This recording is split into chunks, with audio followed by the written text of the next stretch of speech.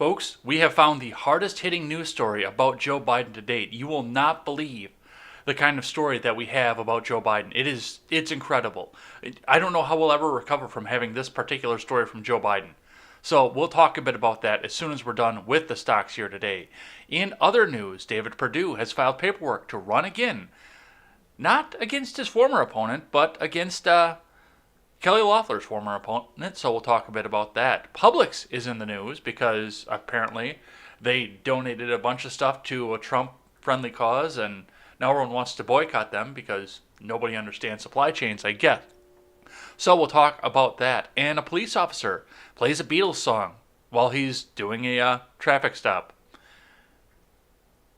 We'll tell you the reason why. I'm Jay Edgar, and this is Contemporary.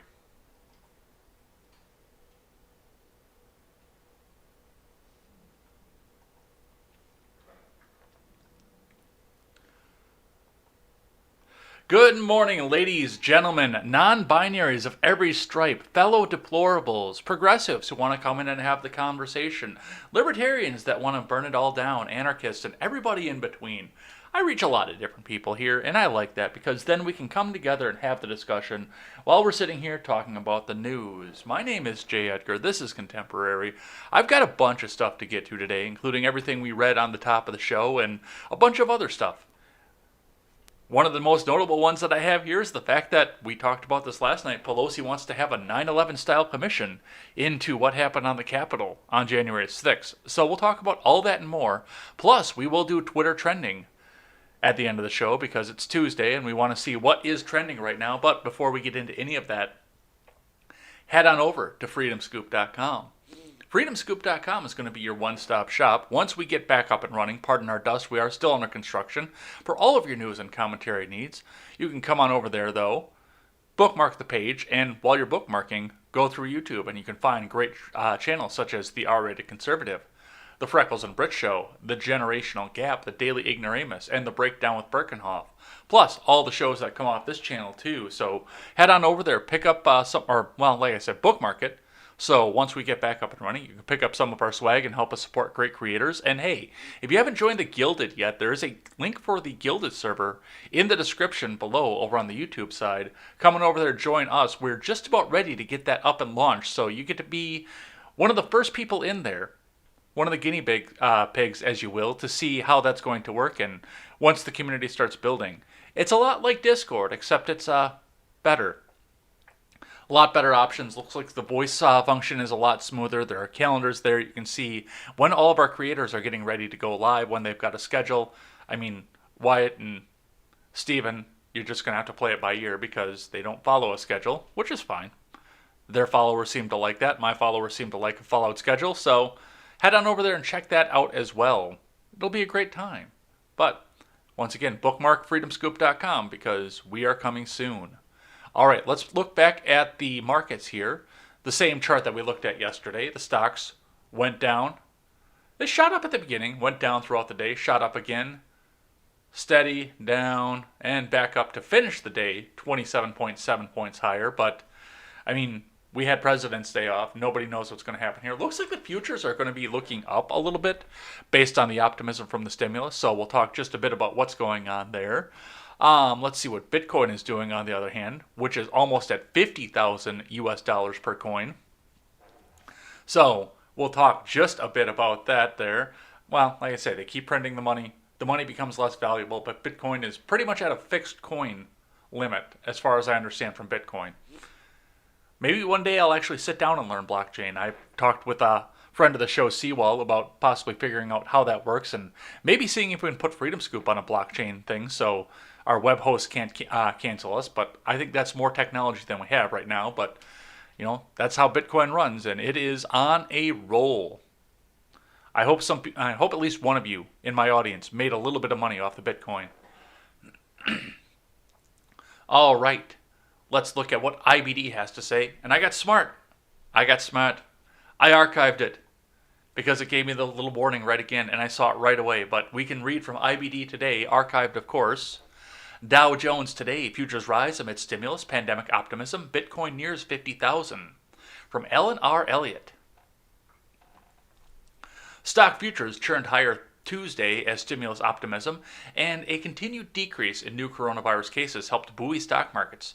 Amazing!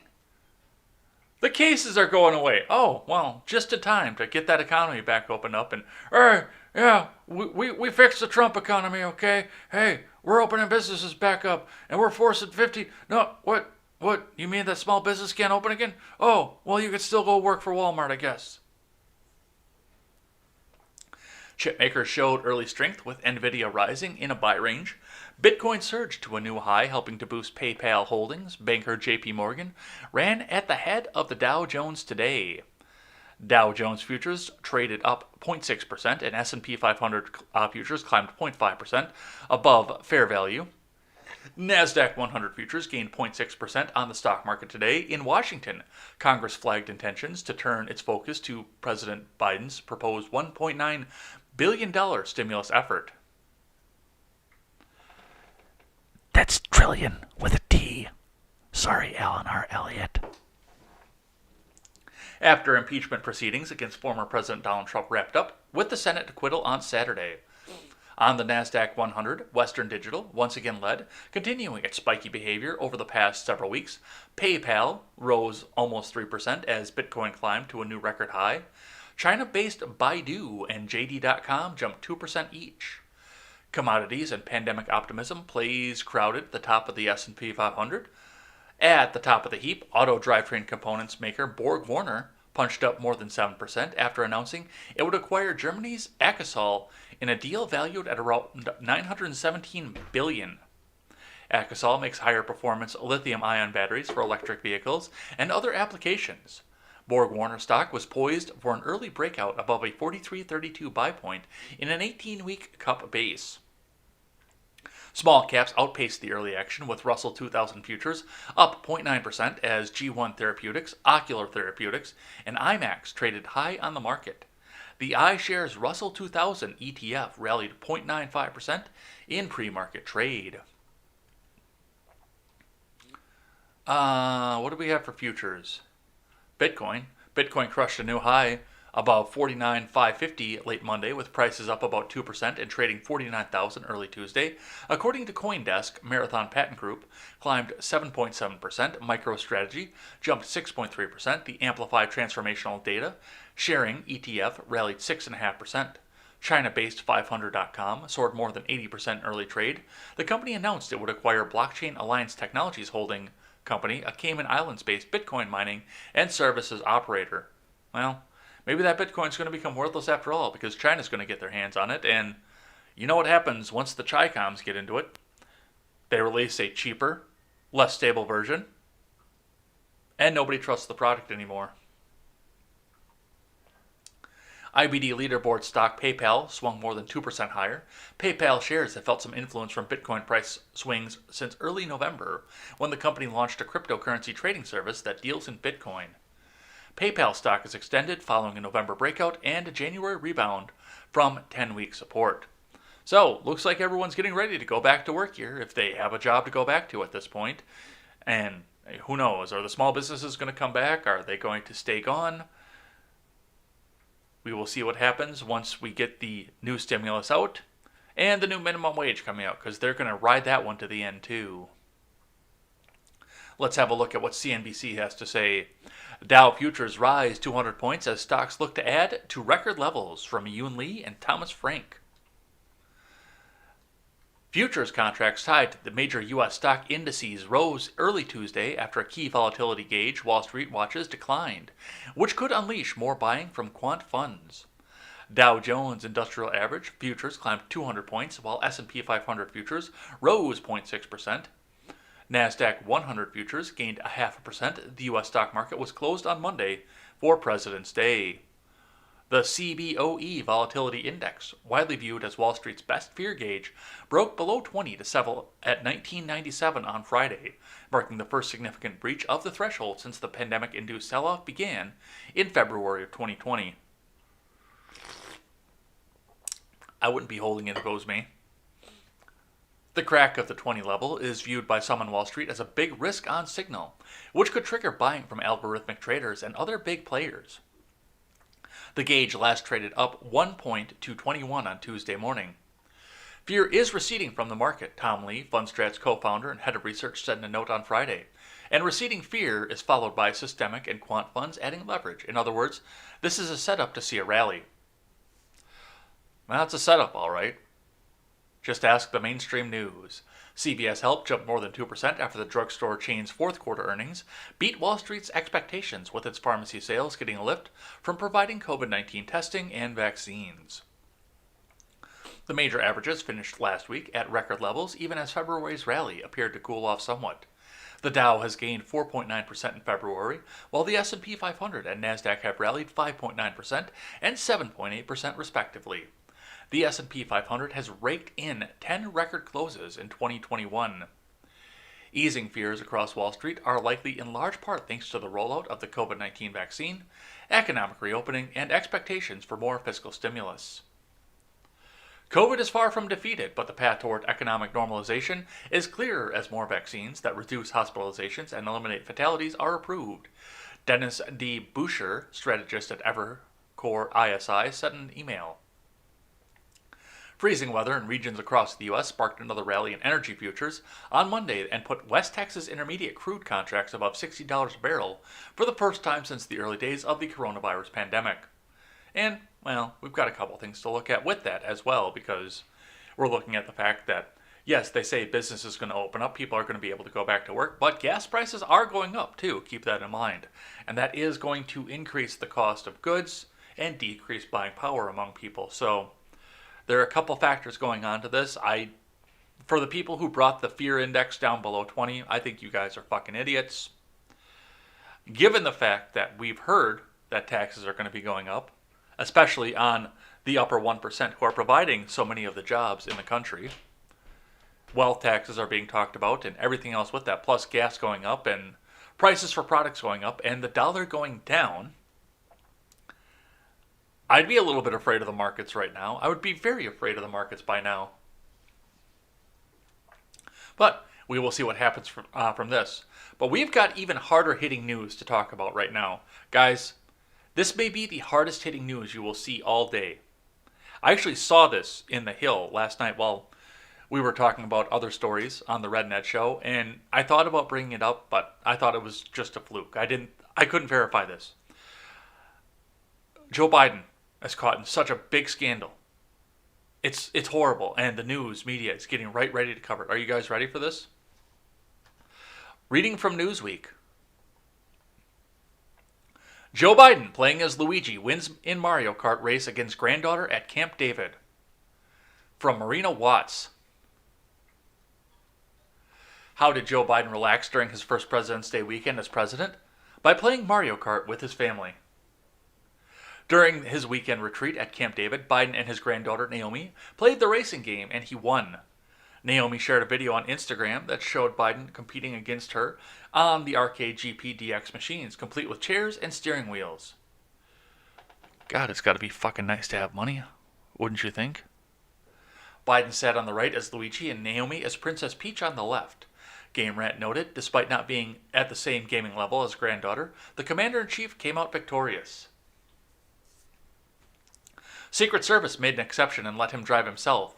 Naomi joked on her Instagram story since the president is rarely allowed to drive for security reasons, as per CNBC.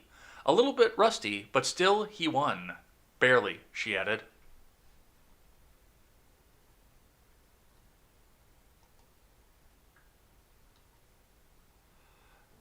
Oh, there's no audio on this one. Oh, it's only a second long, too. But yeah, there it is.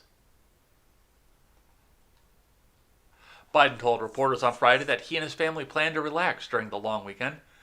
We're going to be up at Camp David for Valentine's Day, he said, adding that they plan to just hang out with the family and do what we always do. Camp David is located at Maryland's Catoctin Mountains, 60 miles north of Washington, and has multiple guest cabins for the president to entertain. This isn't the first time Biden has entered the gaming world during the 2020 presidential election. Biden had an Animal Crossing New Horizon island set up, engaging with Biden-Harris supporters from all over the country and encouraging gamers to vote. On the island, there were flowers arranged in the shape of an American flag, along with ice cream carts.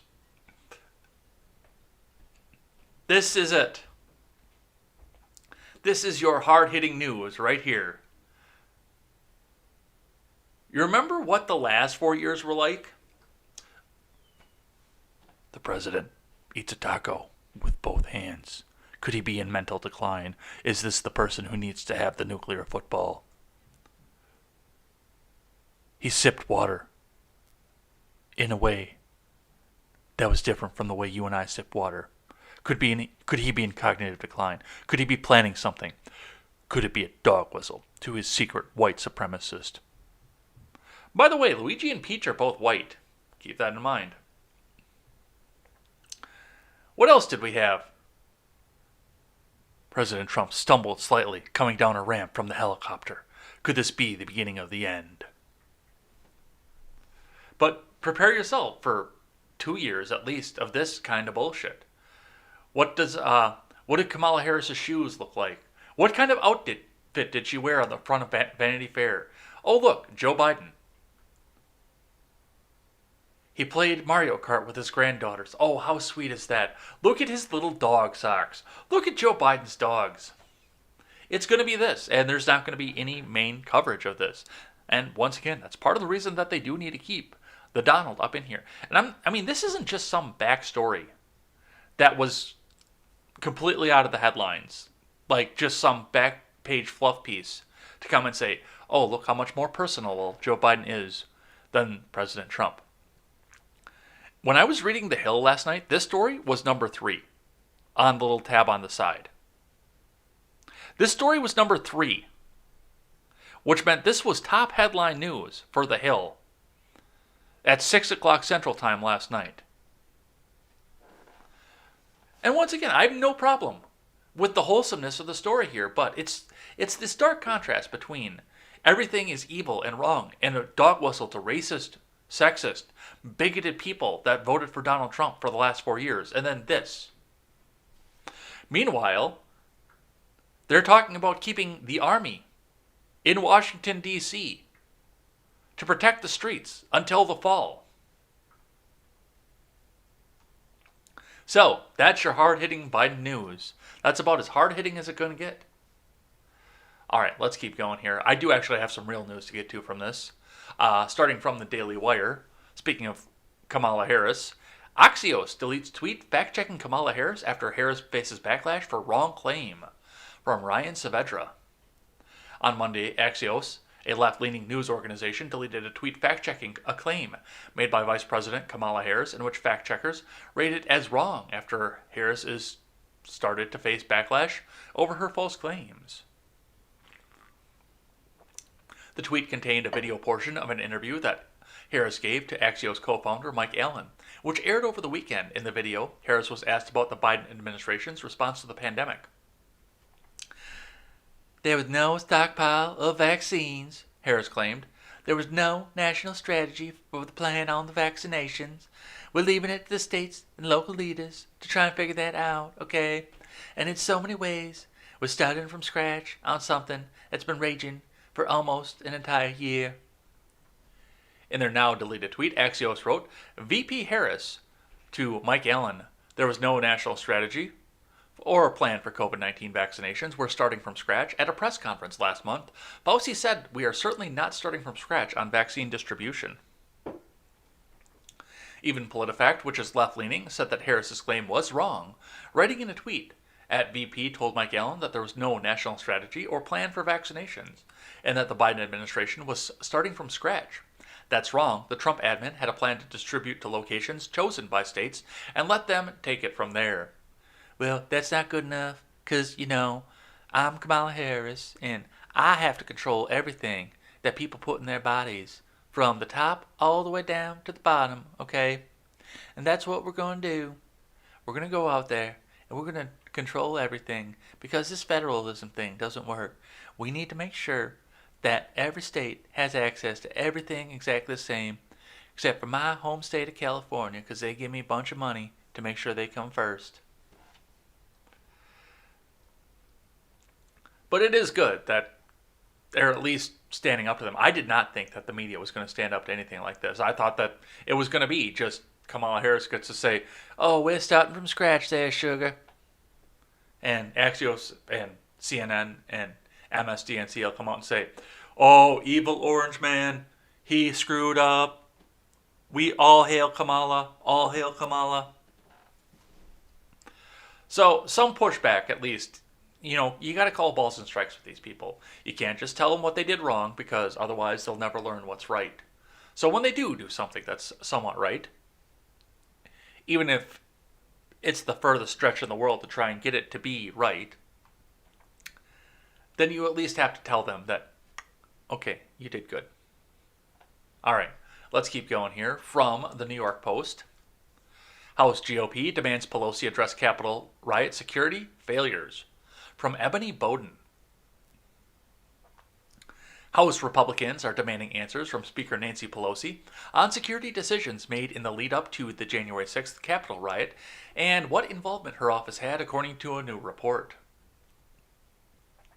In a Monday letter, top-ranking House Republicans, including Judiciary Committee ranking members Jim Jordan and Intelligence Committee ranking member Devin Nunes, also accused Pelosi of blocking their requests for information on security failures.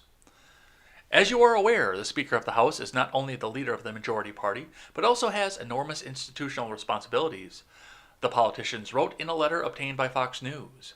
The Speaker is responsible for all operational decisions made within the House. In the letter, Republican lawmakers said they had seen a very heavy-handed and tightly controlled approach to House operations from Pelosi's office and demanded to know what requests for the National Guard could be deployed before the insurrection were rebuffed. Capitol Police were heavily outnumbered by supporters of then-President Donald Trump, who stormed the Congress on January 6th and came dangerously close to lawmakers who were huddled inside. The Republicans noted that the Capitol Police Chief Sund approached Sergeant-at-Arms Paul Irving on January 4th to request National Guard support, but his request was denied. When then Chief Sund made the request for National Guard support on January 4th, why was that request denied? Republicans wrote, per the Fox News report. Did Sergeant-at-Arms Paul Irving get permission or instruction from your staff on January 4th prior to denying Chief Sund's request for the National Guard? Pelosi's office said Monday that Irving did not bring a National Guard request to them before the day of the siege. Sund and Irving resigned under heavy pressure from Pelosi, a decision that the top-ranking Republicans also chafed at. Well, that doesn't scream red flag right there. Okay, well, the request came in for extra help. It was denied, and now both people involved in that conversation are forced to resign. Weird. They also expressed unease with the Speaker's unilateral decision to appoint retired four-star Army General Russell Honore to complete a security review. While there is widespread support to conduct an independent security review of the campus, General Russell Honore was appointed solely by you without consultation of the minority, Republicans wrote. It's easy to understand why we and our Senate counterparts remain skeptical that any of his final recommendations will be independent and without influence from you, they added. Pelosi is also under fire over the decision to keep National Guard troops in the nation's capital until mid-March. More than 5,000 troops will remain in D.C. after 26,000 National Guard were deployed ahead of President Biden's inauguration to the cost of $500 million. So, that is what we see with that, and it's definitely some questions going on here. Pelosi got the chance to shoot back here. Pelosi's office pushes back on House GOP questions about Capitol security ahead of the riot, from Brooks Singman. House Speaker Nancy Pelosi's office fired back at House Republicans on Monday, who demanded answers regarding security decisions leading up to and on the day of the Capitol riot last month, saying they're clearly trying to deflect responsibility for the Capitol attack from Donald Trump. Okay. House Administration Committee Ranking Member Rodney Davis, House Judiciary Committee Ranking Member Jim Jordan, House Oversight Committee Ranking Member James Comer, and House Intelligence Committee Ranking Member Devin Nunes sent a letter to Pelosi on Monday saying that many important questions about her responsibility of the security on the Capitol on January 6th remain unanswered. Noted. It does look like I'm losing frames. Thank you, Alan. I see that. But we got to keep going.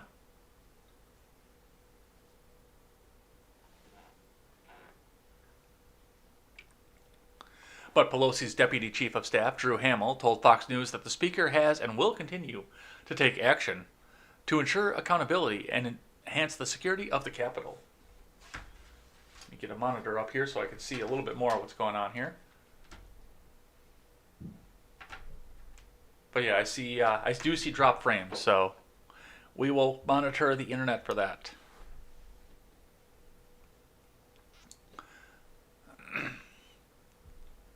Two of the four House Republican ranking members voted to overturn the results of a fair election just hours after the Capitol was sacked by an insurrectionist right-wing mob, a mob incited by Trump, Hamill said.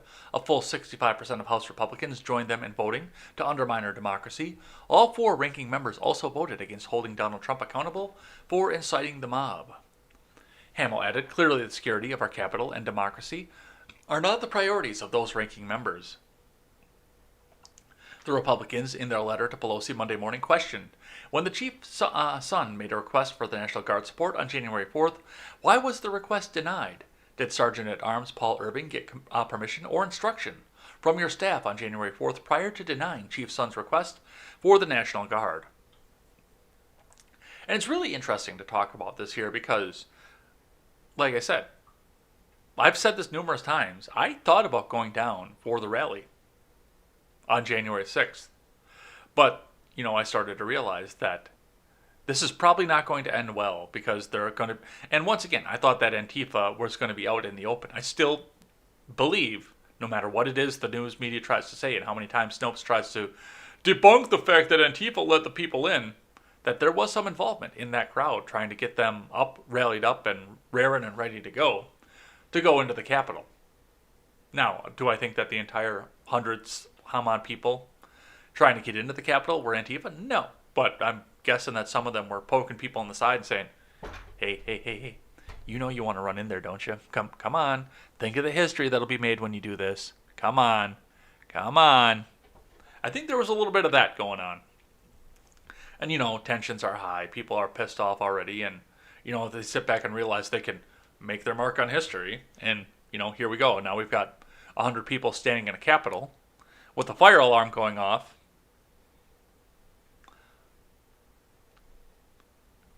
But you knew that something was going to go down on the city, even if they had never breached the Capitol. I thought for sure there was going to be a lot of National Guard down there. That's part of the reason I didn't go. Because I was sure that there were going to be people in fatigues with rifles ready to take care of that. And I'm not a big fan of taking the fight to the government. I'm a big fan of pulling up with a rifle in my hand and waiting for the government to bring the fight to me. So, that's... to deny the National Guard, knowing the fact that we've had violence in D.C. itself all summer, encouraged by people like Pelosi, especially when the people who were encouraged by Pelosi faced off with people who were in support of Trump in BLM Plaza. It would have just been obvious to bring in National Guard to at least defend somewhat. But to deny that, knowing the fact that people were gathering for a rally, and wherever Trump supporters tend to gather, especially if it's in a very liberal area like Washington, D.C., Antifa tends to show up because they hate them that much. No, I can't see any reason why you would deny anything like this. So I've got a lot of questions about this, but we will see what happens. From CNN, David Perdue files paperwork to run in 2022 Georgia U.S. Senate race, from Alex Rogers and Donald Judd. Former Senator David Perdue of Georgia filed paperwork with the Federal Election Commission on Monday evening to become a 2022 U.S. Senate candidate, the first step in a potential comeback bid after bruising loss in a runoff election last month. Perdue is leaning towards launching another campaign, according to a person familiar with his thinking. If he does decide to run, Perdue will face Georgia Senator Raphael Warnock, the senior pastor of the Ebenezer Baptist Church in Atlanta. Warnock and John Ossoff respectively beat Republican Senators Kelly Loeffler and Perdue in January, flipping the Senate, and everything was completely above board and nothing bad or wrong happened. Wink, wink, honk, honk. The two Democrats were the first elected to the Senate from Georgia in 20 years. Perdue said in a statement at the time, although we won the general election, we came up just short of Georgia's 50% rule. And now I want to congratulate the Democratic Party and my opponent for the runoff win. Bonnie and I will continue to pray for our wonderful state and our great country.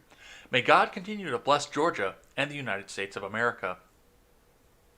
Perdue's campaign had faced considerable scrutiny after he willfully mispronounced Kamala Harris's name.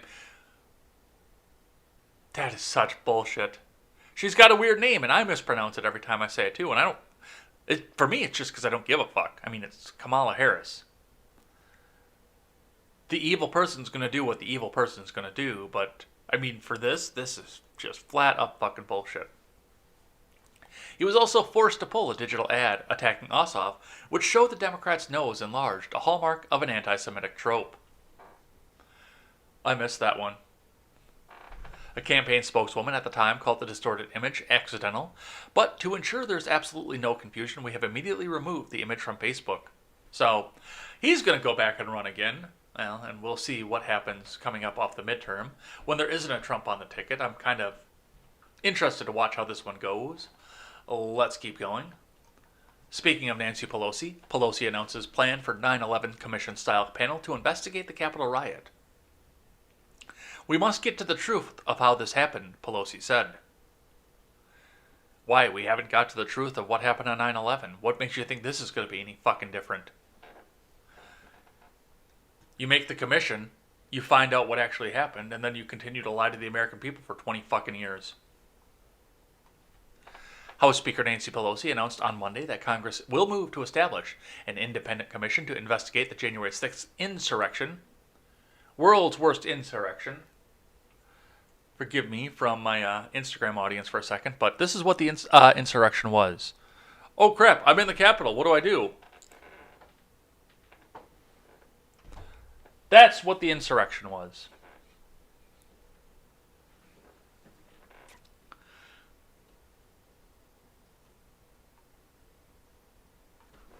Similar to the one set up in the wake of the terrorist attacks on September 11th, 2001. Now, as always, security is the order of the day, the security of our country, the security of our capital, which is the temple of our democracy, and the security of our members, Pelosi said in a letter to her Democratic colleagues in the U.S. House of Representatives.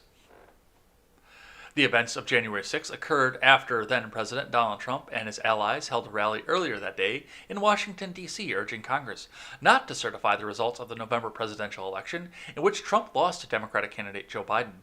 Trump vowed to never concede and urged his supporters to fight as he continued to push baseless claims of election fraud. Yes, ABC News is completely objective in this. There's no bias in this whatsoever. Crowds of people then made their way to the Capitol steps, pushing through the barricades, officers in riot gear and other security measures that were put in place in anticipation of the protest.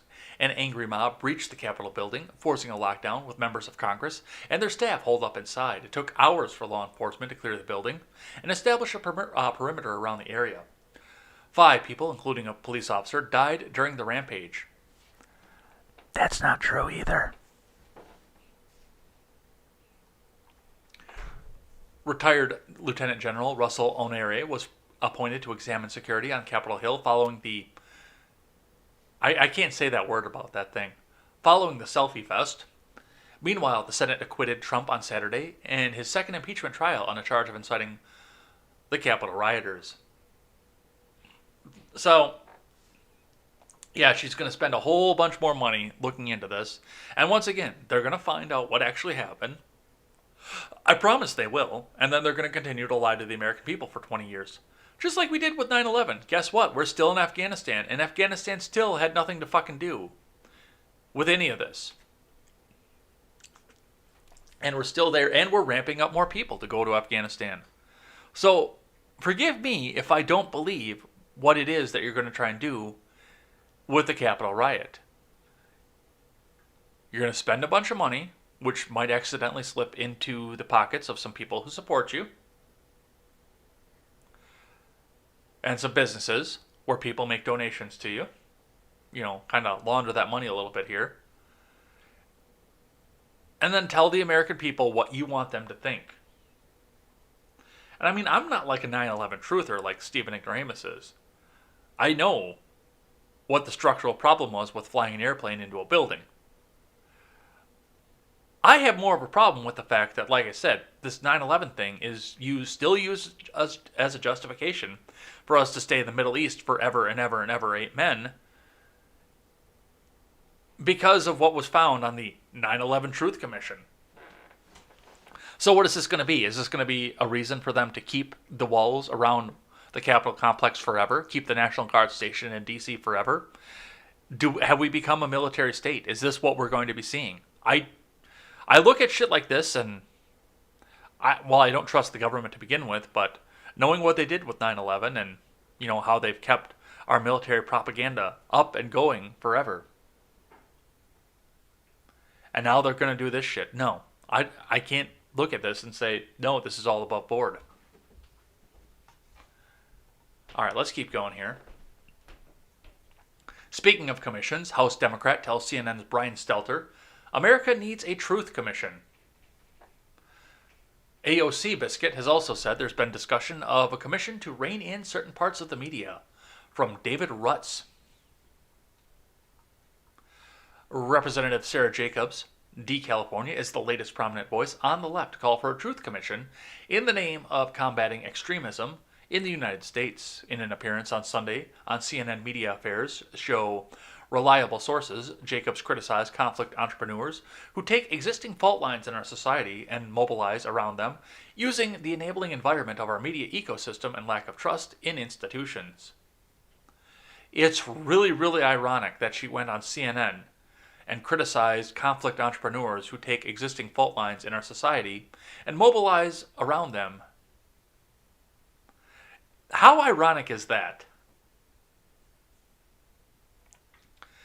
Host Brian Stelter brought up her interview last week with the 19th, where she first called for a truth commission to reckon with the nation's fraught racial past, and asked her to expand on what she meant. Part of what we're seeing now is because we haven't really done the reckoning with the racial injustice and the white supremacy of our past that we need to do, Jacob said in the clip flagged by the Daily Caller.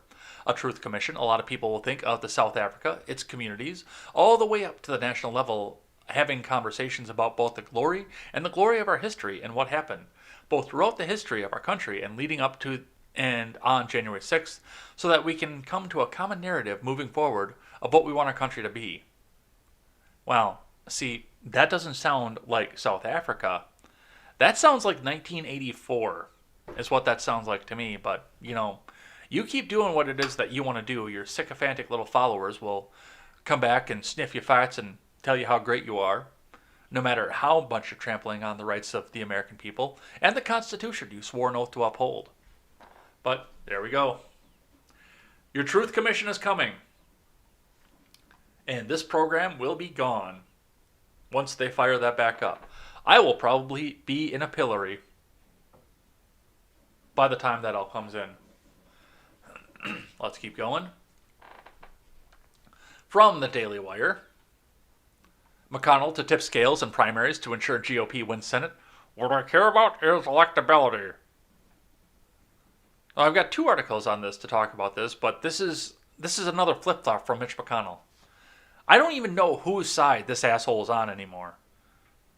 Because, when Trump was in office, he was, oh, well, I'm going to do whatever Trump says. I mean, the media criticized him as Trump's puppet for the entire time of the Trump presidency. And as soon as as soon as the vote was done being counted, it was, we need to get the evil of Donald Trump out of our party and get rid of it there. But hey, Kentucky, thank you for your votes this past fall. Thank you, MAGA people, for your votes. And now he's suddenly back on Trump's side, thinking Trump's going to be a big fucking kingmaker again. Let's see what this one says, and then we'll read briefly from the New York Post on the same topic. Minority Leader Mitch McConnell is reportedly going to be much more involved in the Republican primaries for the upcoming midterms than he has been in the past in an effort to make sure the party wins back control of the Senate. In an interview with the Wall Street Journal, McConnell said that the goal is not about alienating or promoting any certain type of Republican, but rather to make sure that the candidate can win in November and will not hurt the party in races in other states. That may or may not involve trying to affect the outcome of the primaries, McConnell noted, saying that key to the Republican Party winning back the U.S. Senate hinges on getting candidates who can actually win in November. I personally don't care what kind of Republican they are, what kind of lane they consider themselves in, McConnell said. What I care about is electability. So basically, he's coming out on the floor and saying, I don't care if you want to go bomb brown children in the Middle East, or if you want to say Trump forever, or what you are. As long as you have that R next to your name, and you will get in line when I tell you to get in line, that I want the power back once again. And yeah, I think Iran is right over in the chat that, yeah, it's just he's on his own side. He's doing whatever is going to give him power because he's drank that Beltway water. McConnell said that former President Trump could easily end up supporting good candidates, but he isn't assuming that will automatically be the case. I was here in 2009. We were down to 40 senators. It took us 6 years to crawl out of that hole, McConnell said. The GOP is starting with a split of 50-50 Senate right now, which McConnell said is not a bad spot to start in. McConnell conveyed in the interview that he does not want a civil war within the Republican Party and that he hopes the party can unify in opposition to the Biden administration because not many Republicans are going to be for very many of the things that are coming out of the administration. Well, yeah, that's why they tried to nix the filibuster. Because they wanted to ram that agenda down everyone's throat. So, we'll see what comes out of that here. I want to read briefly from the New York Post on the same topic before we move on to something else here. McConnell says Trump could play constructive role for Republicans, from Stephen Nelson. Minority Leader Mitch McConnell said on Monday that former President Trump could play a constructive role for Republicans after his acquittal for allegedly inciting the Capitol riot. I don't rule out that Trump may well be supporting good candidates. I'm not assuming that. To the extent the former president wants to continue to be involved, he won't be a constructive part of the process. Well, that may or may not be, because he might be quite the kingmaker coming up in 2022. McConnell tore into Trump on Saturday, despite voting for acquittal, and said that he was practically and morally responsible for the violence on January 6th, but McConnell voted to acquit Trump on constitutional grounds and has sought to avoid Republican infighting. McConnell told the Journal that he cares most about supporting electable Republicans in 2022, as he hopes to reclaim the Senate, which is currently divided 50-50, with Vice President Kamala Harris breaking ties in favor of Democrats. Excuse me. So, I mean, that's where we're sitting right now, with McConnell coming in, and like I said, he's looking out for Mitch McConnell. He's looking out because he's eyeing up the fact that he could be the majority leader once again. And honestly, if the GOP makes him the majority leader, if they take back the Senate, that will probably be the death nail in the coffin of the GOP. Because this dude is fucking cancer. He's done good things, don't get me wrong. He has definitely done good things, but for the most part, he's just looking out for power. He's looking out to be the king himself. So, we'll watch this one closely and see what happens coming up in 2022. That election cycle has already started. From the Blaze. Vandals target and attack home of Trump impeachment lawyer, from Chris Field.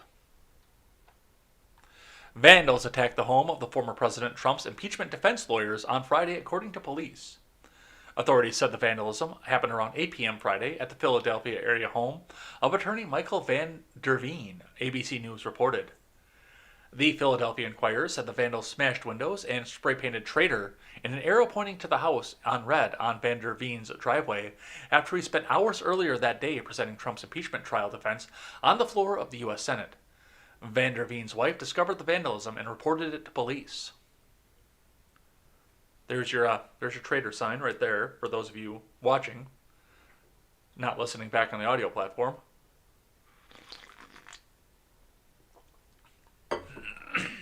The attorney told Fox News that his home was attacked and that his family business and employees are facing threats. My home was attacked, Vanderveen said on Saturday on Fox News. To answer your question, my entire family, my business, my law firm are under siege right now. I don't really want to go into that, though. The Inquirer reported that demonstrators with the group Refuse Fascism gathered outside Vanderveen's law office chanting, "When Vanderveen lies, what do? Convict, convict." Fox News added that the Vanderveens hired private security for their home in the wake of the attack. Fellow Trump impeachment attorney Bruce Castor reiterated to Fox News that Vanderveen's house had been attacked, then revealed that his house, too, had been the subject of unrest. I was a homicide prosecutor for decades, so I have some experience with death threats and vandalism at my home, and my wife and police dealt with that at our house, Castor said in response to questions about how difficult the trial has been on the defense team. But the rest of the team don't have that sort of experience. It's been very unsettling. Mr. Vanderveen's house was vandalized last night, he said, adding, "My house was the subject of unrest." Castor then warned about the threat of attacking lawyers who are paid to represent people that many people might not like. These people are lawyers and they expect to do their jobs without having fear for their personal safety, he said. If the country has reached the point where somebody who needs a lawyer, that lawyer is themselves attacked, where are we going to be going forward when somebody truly is in need of counsel and can't find one because they're afraid to defend a person who represents what half the country thinks is an unpopular cause? Well, these people don't believe that you have the right to have an attorney, that you are guilty because Facebook told everyone that you were guilty. The court system is changing right now, especially given what social media is. People are being tried in the court of social media, and they're trying to make sure that they can use social media to shape the courts into the decisions that they want, including making sure that a person who is possibly undesirable can't get a lawyer. I mean, that's why we have a person like Bruce Castor sitting up there right now. And I'm sure that Donald was his own worst enemy in that, shooting himself in the foot saying, "Okay, we've got this trial here. I'm on trial, but we're going to use this to push down the fact that I won bigly. Okay, it was a landslide, and you're going to tell the people that." And the initial batch of lawyers came up and said, "Mr. President, we're defending you for incitement of riot. We're not going to try and tell people, we're not going to try and overturn the election at your impeachment trial." And then they all quit. So, apologies to the families of the people that have to deal with this, but, the courage at least on Vanderveen and Castor to come up and do something like this, knowing that this was going to happen from them. All right, let me grab one from Insider here. I talked a bit about this yesterday because nobody understands how supply chains work. People are boycotting Publix because a member of its founding family gave $300,000 to the Trump rally that led to the January 6th Capitol riots. From Irene Jang. People are calling for a boycott of Publix after the Wall Street Journal unmasked. "It was you the entire time!" An heiress to the Southern grocery empire as the top donor to the Trump rally that led to the Capitol riots on January 6th. Julie Jenkins Fancelli, an heiress to the Publix founding family's nearly $9 billion fortune, has previously donated millions to Republican causes and candidates. On January 30th, the Wall Street Journal reported Fancelli is having contributed $300,000 out of the roughly $500,000 total raised for Trump's now infamous Stop the Steal rally. Publix has a dedicated fan base, but Fancelli's contribution to the rally was the last straw for many loyal customers. The Guardian reported on Monday. On Monday, the hashtag boycott Publix was trending on Twitter, with many users expressing outrage and claiming betrayal over Fancelli's donation. Why? Why is there betrayal? Fancelli has money and can donate it to whatever the hell she wants to do. She doesn't owe you something because you purchase things at her store. That's not how this works. And furthermore, and this was the biggest thing for me, and I've noticed because I choose not to shop at certain places right now because of some of the public views that they put out. I guess you could call it a boycott, but, I just choose not to shop there. Like Walmart, because they got on the soapbox and said they weren't going to sell 223 ammo. Now, I don't care that they don't sell 223 because I've never bought ammo at Walmart. But the fact that they had to get up on the soapbox was the last straw for me and said, you know what? I'm going to go over to Target, who I'm sure their politics don't align with mine either, but at least they don't tell me about it. And then, after I stopped shopping at Walmart, I realized how terrible of a company Walmart actually is, so I stand by my decision. And it's the same thing with Burger King. I guess you could call that a boycott too, because I choose not to eat Burger King. I love Burger King burgers, don't get me wrong. I think they have one of the best fast food burgers out on the market. But they had to get up first off, and it was the Chick fries commercial that got me because, oh, my pink tax, and we're going to sell chicken fries in a pink box for $5 more than the regular chicken fries box. We're going to stand in solidarity and demonstrate that women's razors cost more. Well, there's usually more functionality to a women's razor too. The moisturizer that goes around the thing and whatnot. Then there's that. And then people choose to buy it too. I mean, my mom used disposable razors the entire time I was growing up. The dollar Bic one. Well, it was like 30 cents when I was a kid, but that's what she used. So you're choosing the product you want to buy, whether or not it's more expensive off that. But they got up on the soapbox and I said, you know what? I don't need to spend my money here anymore. I don't need to spend my money there anymore. And once again, it's, I'm not encouraging you to not go and eat there or shop there or anything like that. If you think that it's best for you, then absolutely do it. And I was actually ready to forgive Burger King because they stayed silent for a long time, and I really wanted a Burger King burger. Burger. Who am I, Trump? Burgers. Hamburgers. Then they did the whole lemongrass commercial thing that annoyed the shit out of me. And once again, got up on their virtue signal box and said, look how clean and green we are. Which, it was a good idea. Once again, I like the idea that they're coming out and doing this with the free market. But the fact that they have to get up on the soapbox and say, look how clean and green we are. And we're eliminating cow farts. Fuck you. You don't need my money. But as far as Publix goes, people are coming up here and boycotting Publix because a member of the Publix family donated to a candidate they don't like. If you went up through the supply chain, if you stopped buying everything from every place where somebody donated to a political candidate you don't like, you would starve to death. You would absolutely 100% starve to death.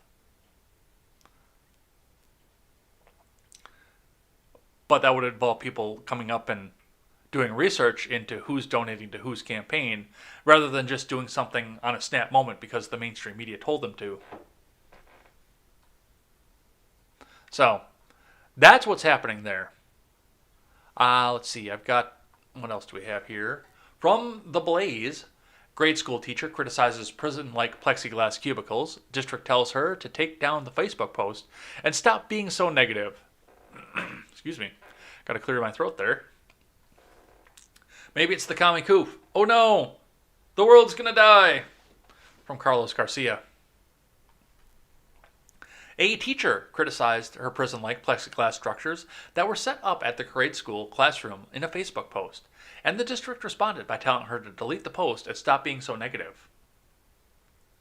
5th grade teacher Teresa Holmes posted a video of the cubicle set up for social distancing because of the coronavirus at her Forest Brook Elementary classroom in Myrtle Beach, South Carolina. Holmes addressed the video to Ken Richardson, the chair of the Horry County Schools Board of Education. I'm wondering, this is my classroom. I have a rather large classroom compared to other classrooms in our building, she explained. Holmes said she could expect 30 or 32 desks when all the children from virtual study are back in the classroom. So I'm just wondering, when we order this $5 million worth of plexiglass, did we have the classroom of 28 desks set up to where school board members could see them and see what's really going on, or what's really going to be like? Because I'm still trying to figure out how, in between my classrooms, am I supposed to disinfect? How am I supposed to hear my students when they're in the back of the room wearing a mask behind all this plexiglass, Holmes asked. The school district responded by calling on Holmes to take down the post on Facebook and instructed her not to make it look like something negative, according to Holmes. Well, guess what? I feel that it is negative, Holmes said to the Post and Courier, Myrtle Beach. Community leaders and teachers have been publicly squabbling with the school board about the plan to reopen the schools with the plexiglass structures. Some teachers say they won't be given enough time to clean all the cubicles between the classes, and there may also be mold issues associated with the water used to clean them. Well, they've got a virtue signal, though, so they got to come out and do it the way that the state wants them to do it. So that's what we see for that. Let's keep going. From NBC New York, Cuomo admits mistakes over nursing home death data, doesn't offer apology. From Jennifer Peltz.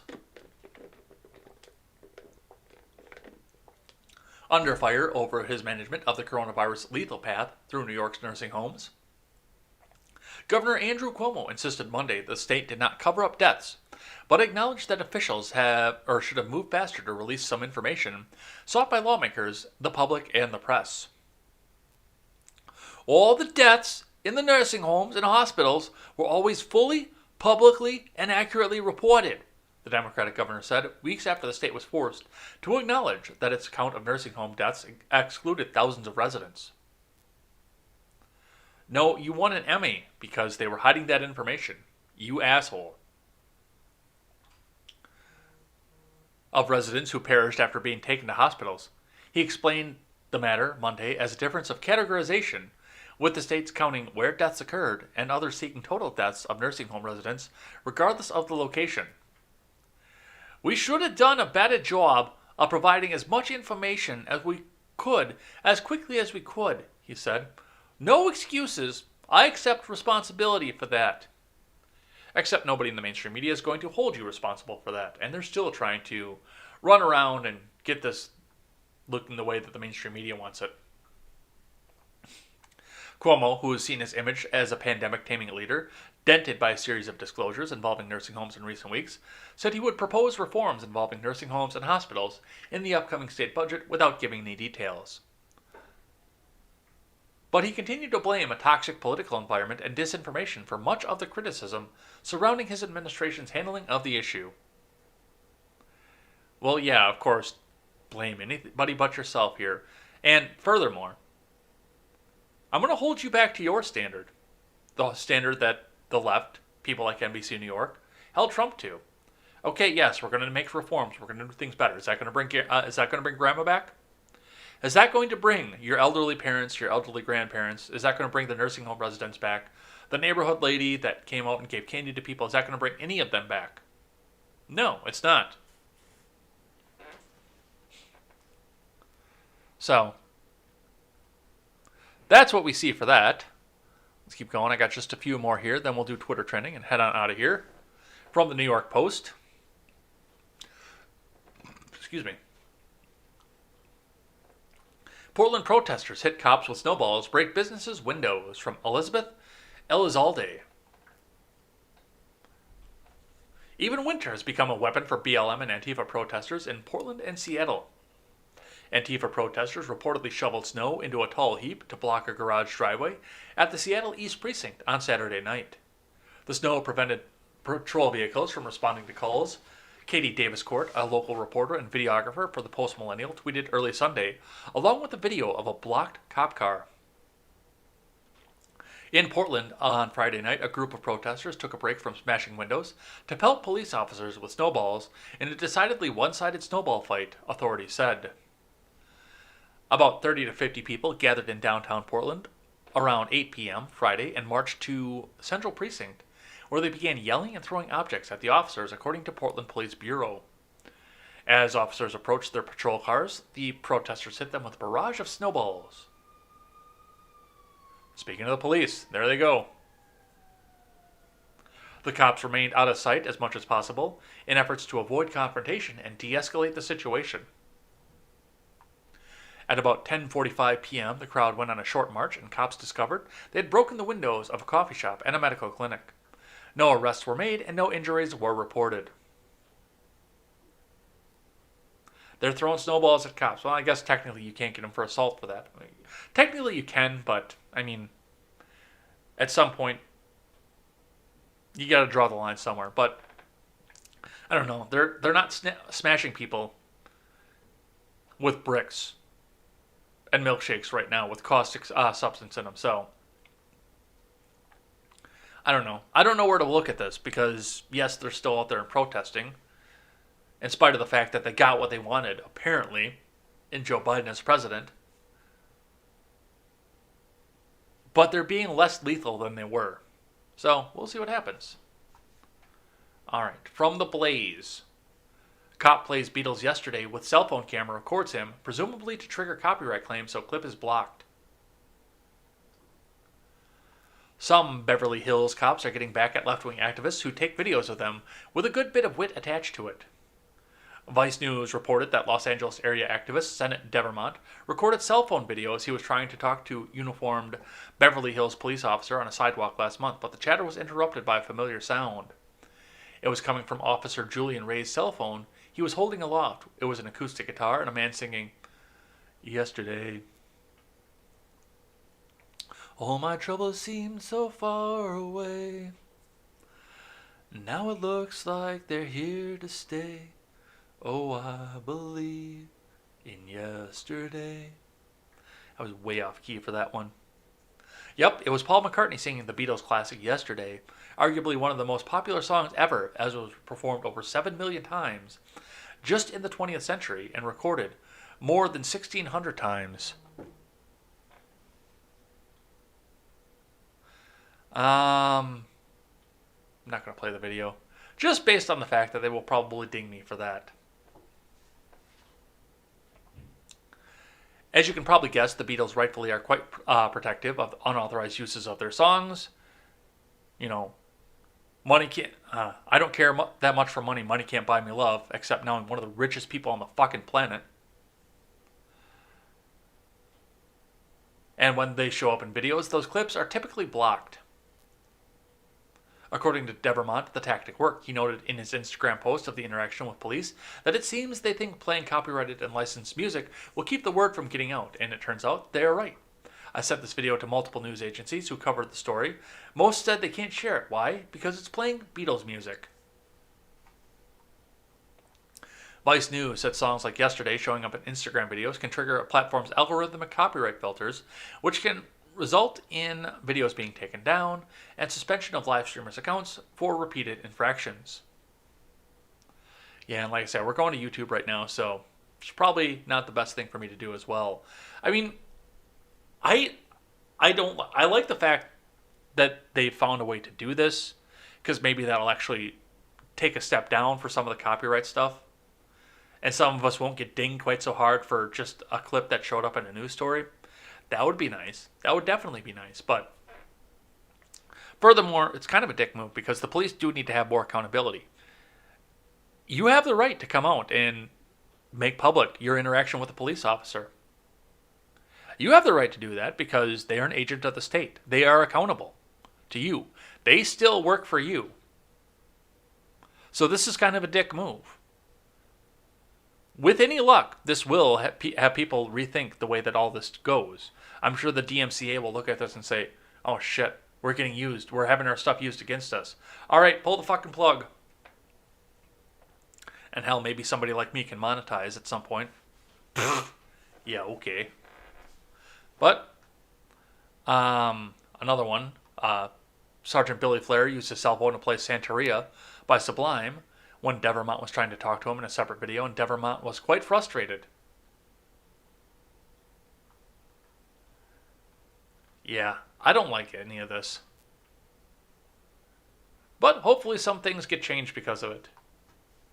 Alright, let's see. From the Hill. Bank of America promises net zero emissions by 2050. The bank joins other large financial institutions in realigning their business with the Paris Climate Agreement. And a lot of right-wing outlets were actually pissed off about this. I found out about this on the Daily Wire. But honestly, with Bank of America, they can do their business however the fuck they want. And they'll have to deal with the consequences when their customers come back and leave, which they're already dealing with given the fact that they're giving away customer info to get around the Fourth Amendment to try and get more people arrested for the Capitol riot. Bank of America is aiming to reach net zero greenhouse gas emissions in its financing activities, operations, and supply chain by 2050, the group announced on Thursday. The bank joins other major financial institutions, including Morgan Stanley and J.P. Morgan Chase, in setting corporate policy initiatives that support the goals of the Paris Climate Accord, which aims to limit global warming to 1.5 degrees Celsius by the end of the century. Yes, 80 years from now. To meet this ambitious goal, Bank of America will have to eliminate greenhouse gas emissions from its own operations as well as engage with companies it lends to in order to help accelerate their own transitions to net zero. Which means they just made it a lot harder to get a loan from Bank of America. Just so you know. I don't see this ending well for Bank of America because there are going to be a lot of people pulling their money out of there. I've already got my money out of Bank of America, and I'm going to see a lot more people pulling money out of it. Now, once again, they're a private business. If that's what they want to do, there's the right-wing media can't come back and tell them, well, you're bypassing the Constitution by doing this. No, you can set up your business however you want. You have to absorb the cost of doing it, and you have to absorb the repercussions of doing it because there are people like the Daily Wire. There are people like the Blaze. There are people like me who look at this and say, okay, this is too much trouble. They're taking my interest rates, the money they're making off of that, and putting it to bullshit. Instead of making my customer experience better, they're putting it to bullshit. I don't want to do business with these people anymore. They'll have to come back and deal with repercussions like that, but they're not bypassing the Constitution to go rejoin the Paris Climate Accord. They're doing private business in the way that they want to. And right-wingers, stop trying to use the government to get your ends after accusing the left wing of doing the fucking same. Let the private business do what the private business wants to do. All right, from NBC, we might not be able to do this one just because it reloaded and now it's telling me, please support our journalism by supporting ads. Let me refresh this a couple times and see if it goes away.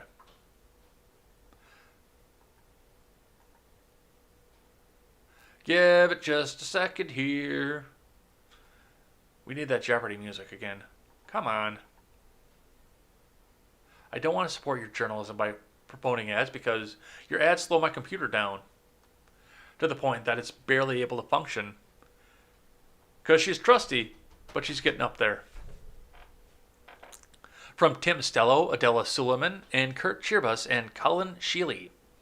A deadly winter storm pummeling the country's south and midsection left millions without power in Texas early Tuesday and spawned a possible tornado that killed 3 in North Carolina. More freezing weather was predicted in the coming days. The suspected tornado hit North Carolina's Brunswick County around midnight, ripped homes from foundations, snapped trees in half, and injured at least 10 people, the country's emergency services said on Tuesday.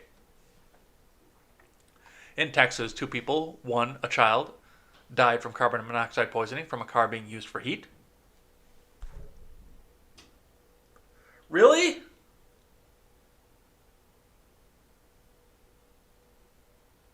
Oh my god, how fucking dumb can you be? Well, I will give them that. They don't usually deal with this stuff. So, but still, I mean, come on. More than 4.2 million people woke up without power in Texas, according to poweroutage.us, as record low temperatures brought a demand for power to the state's electric grid could not keep up with. The areas around Galveston and Houston were the hardest hit, according to poweroutage.us. Snow and freezing rain were expected to persist, raising travel concerns for parts of the eastern Great Lakes to New England on Tuesday. Frigid Arctic air and dangerous wind chills were forecast in the Great Plains and Mississippi Valley throughout midweek, the National Weather Service said. The storm dropped snow and ice from Arkansas to Indiana and brought record low temperatures from Oklahoma City to Minnesota's Iron Ridge, where thermometers dipped to minus 38, the National Weather Service said. What's funny is that's not even a record temperature here.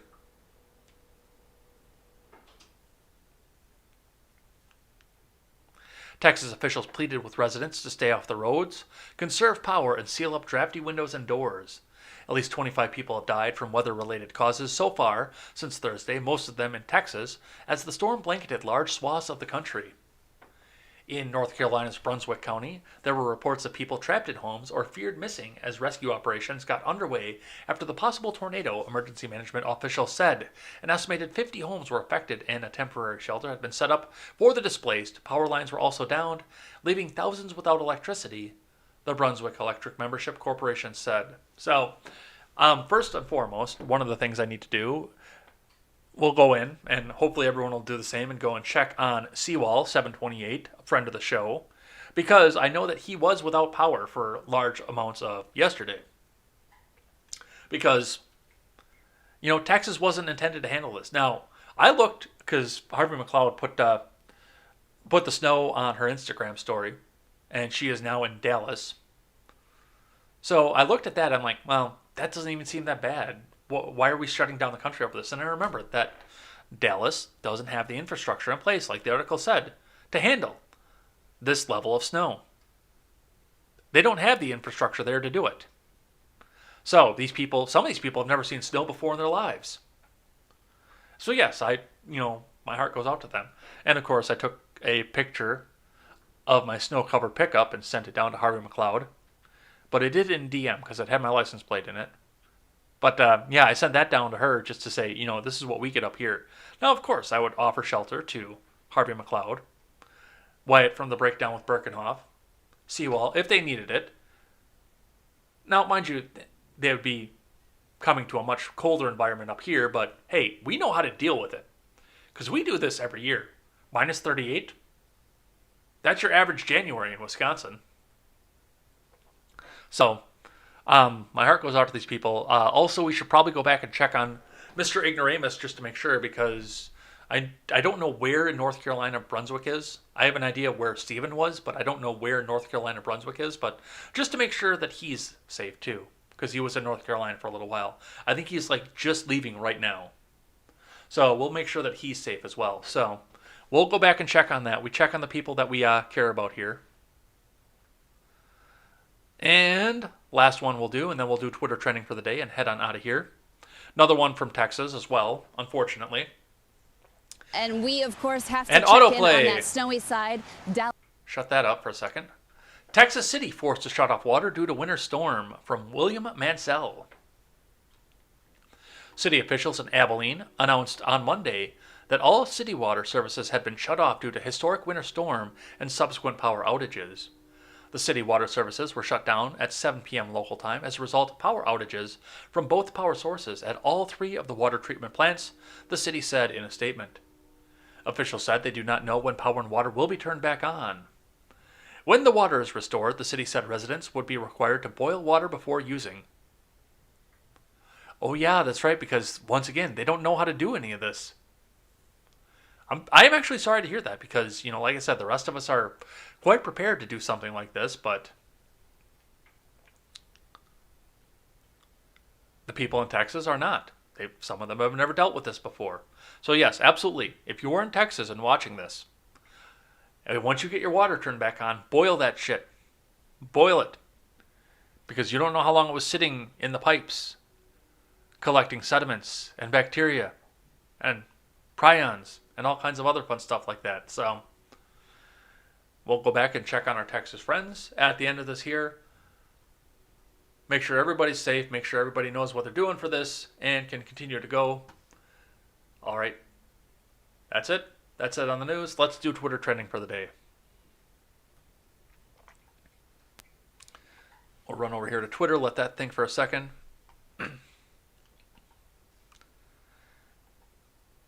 Oops, that's not what I want. I want this one. For trending on Twitter for Tuesday, February 16th.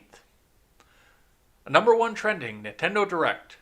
After 530 days of waiting, Nintendo Direct is back on February 17th with a 50-minute live stream focused on 2021 games. It looks like Mario Kart 9 is coming out as well, so we're getting new video games just in time for everybody to go back to work. Number 2, Texas. Winter storm causes power outages in Texas and prompts advisories across the U.S. We just talked about that for a bit. Number 3, Mardi Gras. People begin Mardi Gras celebrations from a distance in New Orleans with more than 3,000 decorated house floats in a year without parades due to COVID-19. How long do you think that's going to last? New Orleans makes a living off of the fact that they do this once a year. I bet you people are still going to rebel and come back and do this. We'll skip Tuesday Vibe. So number 5 or number 4 for us is Breath of the Wild 2. Goes back to the Nintendo Direct. We'll skip that one too, because that goes back with what we were doing. Actually, no, we're going to talk about that one for a second. Breath of the Wild 2. Zelda Breath of the Wild 2 fans are hoping they'll receive major updates on the Nintendo Switch exclusive during Nintendo Direct, a few days ahead of The Legend of Zelda's 35th anniversary on February 21st. Why are you making Breath of the Wild 2? Make a new Zelda game. You've been doing it for 35 years. Give me a new story. Not just a continuation of the last story. I mean, the only other direct sequel in the franchise is Zelda 2, The Adventure of Link. And even that was completely different. But, when they're coming out with a Breath of the Wild 2 in today's gaming environment, I feel like they're just going to do something on the exact same engine that's exactly the same.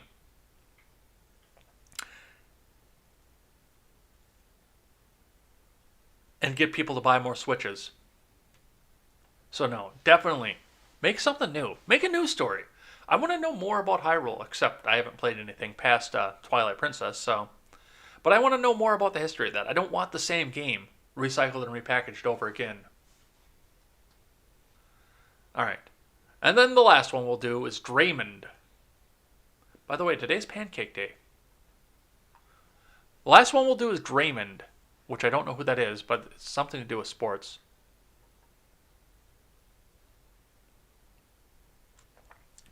Everyone wants to say the young man can't figure it out, but no one wants to say the organization can't figure it out. Draymond Green sounds off a double standard he sees in the NBA.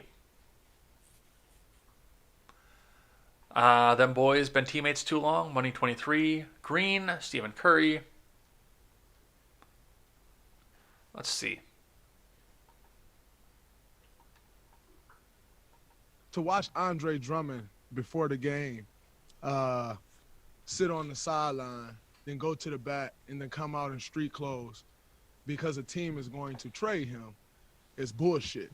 Because when James Harden asked for a trade and essentially dogged it, I don't think there was no surprise or there's no one's going to fight back that James was dogging it his last days in Houston.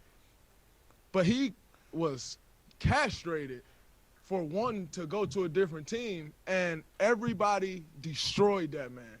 And yet a team can come out and say, oh, we want to trade a guy, and then that guy is to go sit, and if he doesn't stay professional, then he's a cancer, and he's not good in someone's locker room, and he's the issue. And we've seen situations of Harrison Barnes getting pulled off the bench. DeMarcus Cousins finding out that he's traded in an interview after the All-Star game, and we continue to let this happen. But I got fined for stating my opinion of what I thought should happen with another player. But teams can come out and continue to say, oh, we're trading guys, we're not playing you. And yet we're to stay professional. At some point, as players, we need to be treated with the same respect and have the same rights that the team can have. Because as a player, you're the worst person in the world when you want a different situation. But well, all I can say to that is you signed a contract, so we'll have to deal with the repercussions of signing said contract as we go on. But, like I say, there is some shady stuff that goes on between team owners too. And, if it's not your Tom Brady or your star player, I'm not big on basketball, so I can't make quotes about basketball players, unfortunately. But I mean, unless you are top of the line, you don't get to have your pick. They just trade you willy-nilly as goes. So, yeah, I can see where he's coming from on that. Definitely. And it's not just basketball. It's all sports that they do that. So, yeah, that's definitely something to look into. But as far as that goes, we do have to take off for the day here because I've got to go and get out to work here. So, that's going to be it for the day. And we'll be back here tomorrow for more Contemporary. Where's my webcam? There it is. We'll be back here tomorrow with more Contemporary. We'll be talking a little bit more about some of the news of what's going on here. Hopefully some good news coming out of Texas as far as everything getting cleaned up. And we will see what the news saga is for what it is that they want to tell us is happening in the news and how they want to tie it to Trump. I've got this feeling it's going to be quite the interesting one indeed. So definitely come back and hang out with us tomorrow for a lot more Contemporary, a lot more news, and a lot more of a big start to your day here. Looking forward to seeing that. And remember, if you are lurking right now, make sure you get that last minute message in so I can give you things at the end of the week. But until then, we will see you next time for more Contemporary. Until then, I'm Jay Edgar, and this is Contemporary.